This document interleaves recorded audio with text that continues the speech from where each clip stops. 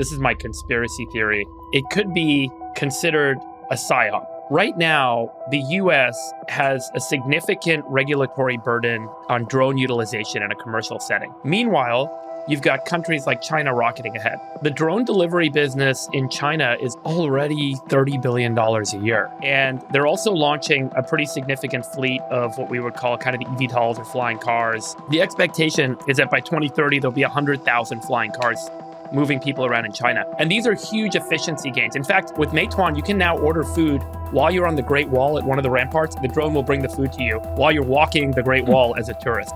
And in the US, the reason that these things haven't taken off and the reason we don't have a large kind of drone industry, which is clearly emerging, is going to be a huge economic driver for China and others around the world, is simply the regulatory restrictions. If you were going to try and mess with the US's ability to move forward with the drone economy, you would probably try and wreak some havoc, stoke some fear, and get people to say, hey, this doesn't seem cool. What's going on? I don't like that there's all these drones in the sky. I'm freaking out. And try and get the regulators to come in and say, hey, we're banning drones, and set up everyone, including the people in the government, to say, we should take a beat. We should think a little bit before we deregulate. Oh, you're saying this could be China doing this to try to slow down our economy? Think about it. If you're going to pass a bill in Congress to make drones more freely roamable in the skies, you're going to reference back to this crazy story in New Jersey. Everyone's freaking out about it. And you're going to say, hey, wait, what about all that stuff that happened in New Jersey? People are kind of scared about it. We shouldn't rush. We shouldn't rush. We shouldn't rush. That would be my psyop theory. That's my conspiracy theory tinfoil hat.